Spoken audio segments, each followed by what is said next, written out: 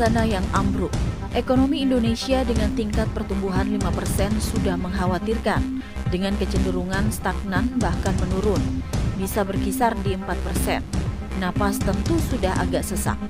Ini tanpa efek dari wabah corona yang mulai menyerang Indonesia. Biaya untuk menanggulangi maupun kebijakan lockdown dipastikan akan lebih menggerus pertumbuhan.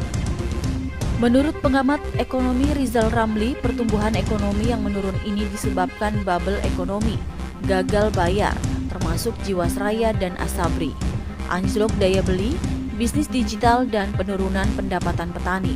Belum lagi kondisi defisit neraca perdagangan. Corona yang menjadi pandemik tentu signifikan berdampak ekonomi. Sri Mulyani mulai panik. Menurutnya dengan perdagangan internasional turun 30% dan penerbangan 75% saja, dampak terhadap pertumbuhan ekonomi Indonesia bisa menjadi 2,5%. Belum lagi disrupsi tenaga kerja yang mempengaruhi konsumsi rumah tangga. Bahkan Sri sudah ancang-ancang dengan pertumbuhan pesimistik 0%. Tentu saja krisis ekonomi akan berpengaruh pada politik, kegoyahan ekonomi, cepat atau lambat menyebabkan kegoyahan politik. Sejarah Indonesia membuktikan bahwa Orde Lama rontok diakibatkan krisis ekonomi di tahun 60-an. Soekarno pun jatuh, begitu juga Soeharto, akhirnya jatuh dipicu oleh krisis ekonomi pada tahun 1998.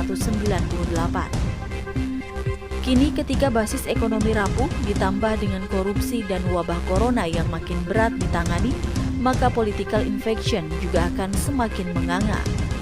Sejak mulai pelantikan, kepercayaan politik rakyat pada pemerintah terus rendah. Kebijakan politik kepentingan oligarkis membuat rakyat resah. Mulai dari pelumpuhan KPK melalui revisi skandal Jiwasraya, nafsu pindah ibu kota, hingga Omnibus Law, seluruhnya tidak populis, tidak mendapat dukungan rakyat. Kepercayaan yang stagnan di 5% terus menurun menjadi 4% dengan wabah corona melalui penanganan abai di awal hingga panik di akhir dan semakin merosotnya pertumbuhan ekonomi, maka bukan hal yang mustahil tingkat kepercayaan publik pada pemerintah Jokowi juga terus merosot. Bisa 2,5% atau bahkan mengikuti kekhawatiran Sri Mulyani, akhirnya kepercayaan politik itu 0% pula. Artinya rakyat sudah tidak percaya. Ketidakpercayaan rakyat adalah saat rezim untuk turun. Mundur adalah wujud dari masih ada sifat tahu diri.